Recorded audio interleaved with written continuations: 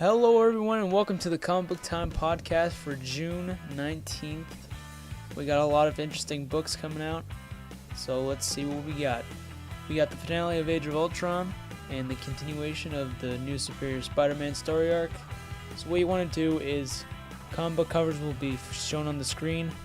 Click the covers to go to that part in the video, unless you just want to see everything in the exact order. Just keep on watching the video, but if not, click the image and it'll take you to that part in the video. Our graphic novel review of the week is Saga Vol.2. So our first book is Age of Ultron, issue number 10, and this is the finale to the Age of Ultron series, and let's see if it lives up to the hype. So we start off in the laboratories of Henry Pym. Yes. Of Hank Pym, and then he gets an anonymous message from himself, I'm guessing from the future, from the Age of Ultron distant future where everything is, blown to hell. And in that tape he tells him about the secret operations of the Avengers, and that's when, Ultron comes back. So basically, from the last issue where he wrote the code, it's basically the self-destruct code, is now going to be inside of Ultron. So we see the events of how Age of Ultron, that timeline, almost happened. But then when we get back to our Age of Ultron time, there's apparently this huge, just earth-shattering thing happens, and apparently the space-time continuum's been totally destroyed, and it's been fragmented because of what Wolverine's been doing to the space-time continuum.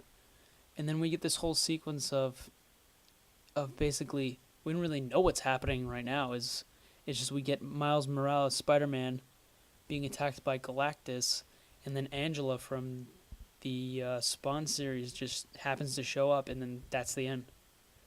And really, it just left me wanting more and trying to figure out what's going on. And apparently there's an Age of Ultron tie-in, which makes no sense, because how can Age of Ultron be a tie-in? I guess I understand how all the other Marvel titles, like I knew Fantastic Four had a tie-in, Superior Spider-Man had an Age of Ultron tie-in, but how can Age of Ultron have an Age of Ultron tie-in? It doesn't really make sense.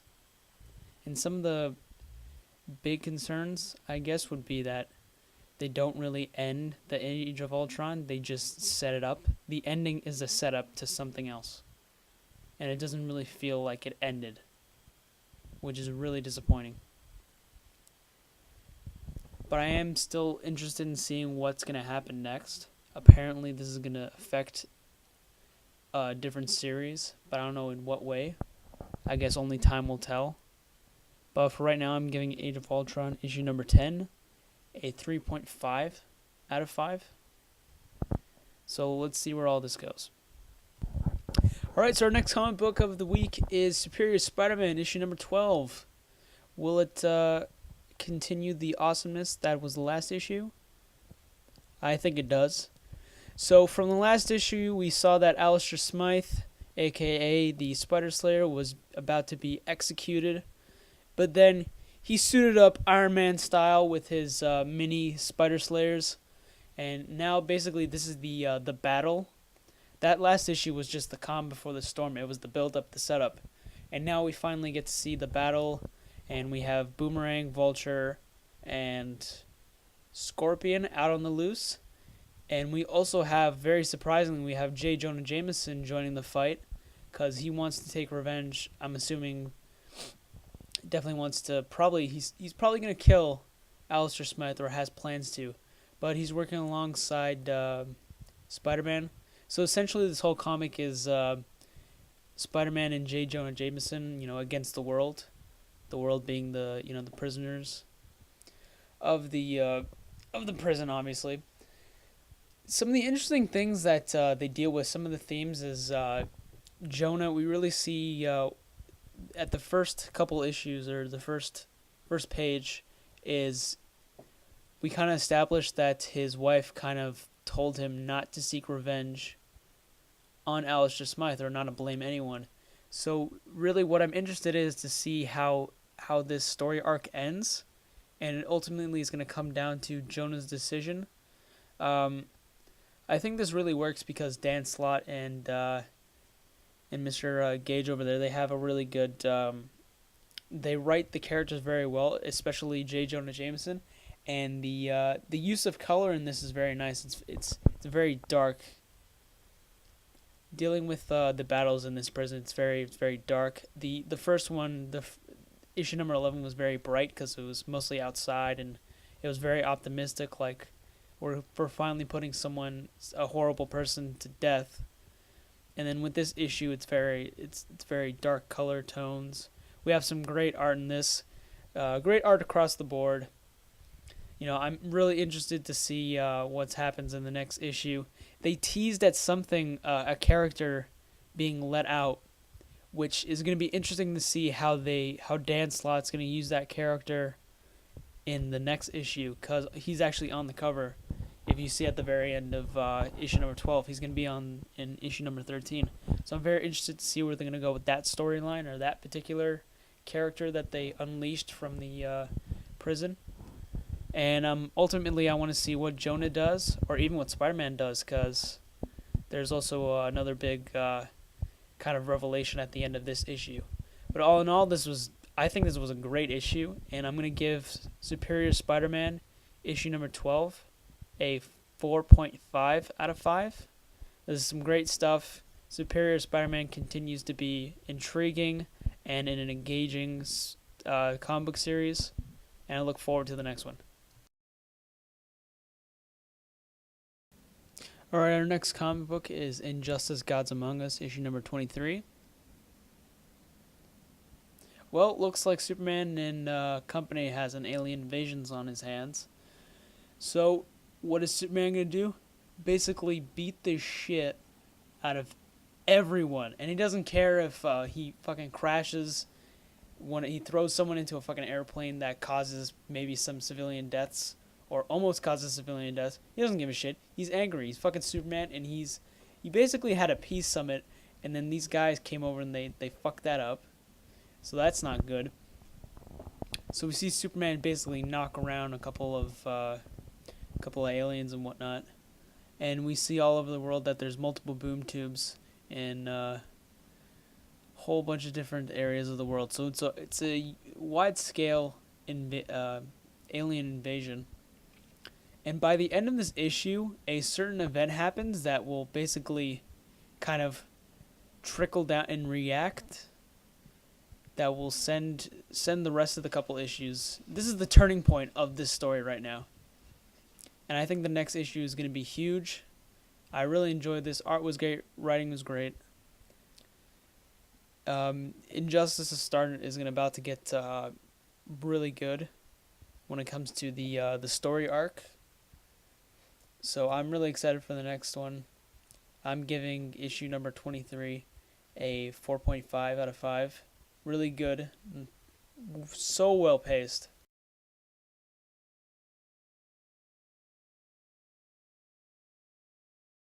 So up next we got a pretty big graphic novel that came out this week.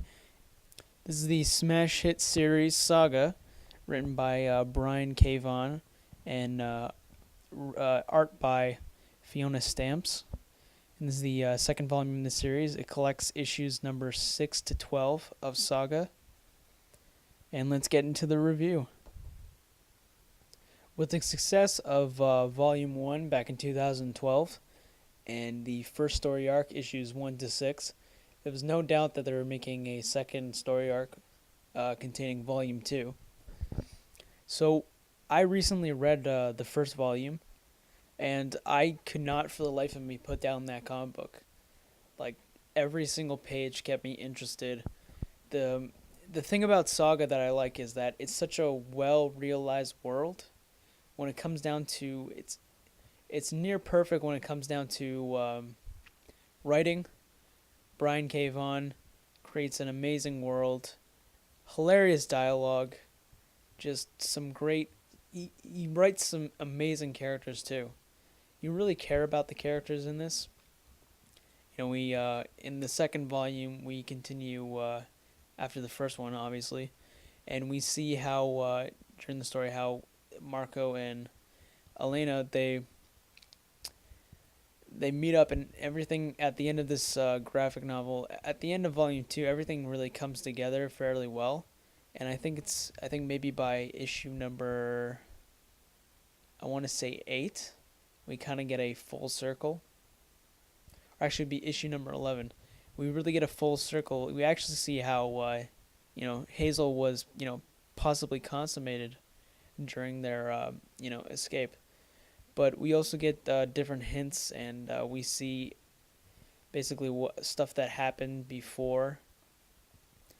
Different certain events happened in the first one, so everything is really comes full circle, and it's nicely tied up in a nice bow. And it's really interesting to see how these characters interacted with each other before they were in the positions they were today. And we also continue some storylines. We still have the Will, still dealing with the death of the stock, and we see, I believe in chapter 8, we see the manifestations of that.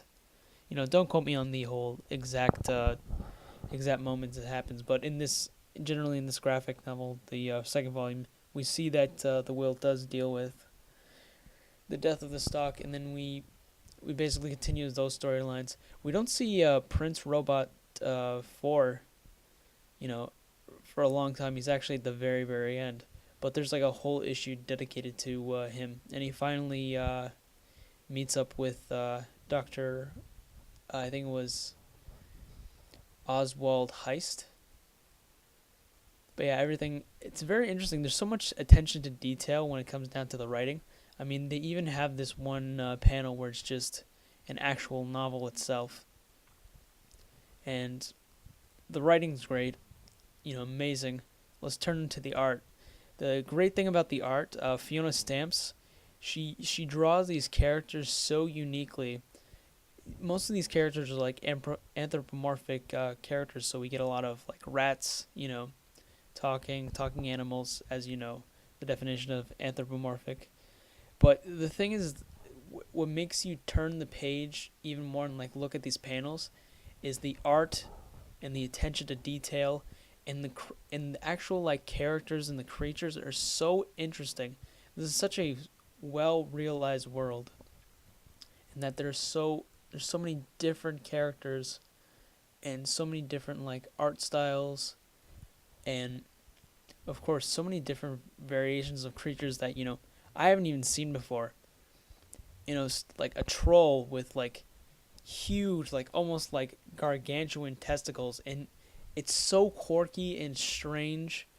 And I want to take back, because Brian Cavon actually had a quote when he was at Midtown Comics. He says, and I quote, "It's Star Wars but for pervs," which I think is actually a perfect way of putting it.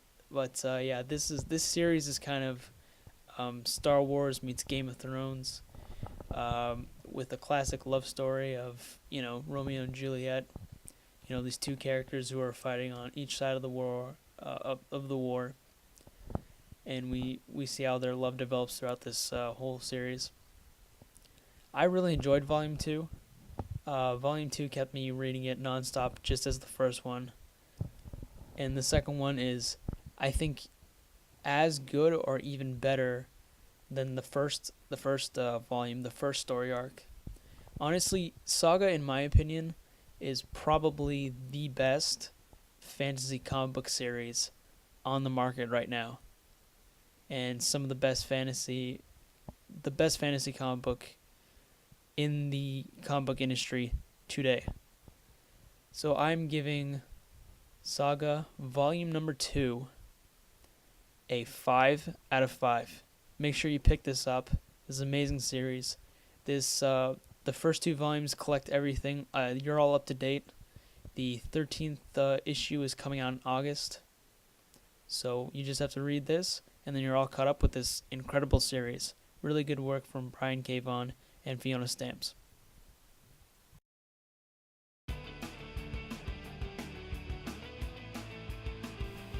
And that's it for the Comic Book Time podcast. Make sure to subscribe to the channel for more Comic Book Time podcasts for weekly comic book reviews. Make sure to check out my Superman Man of Steel review, and also check out last week's episode of Comic Book Time. And as always, I'll see you later.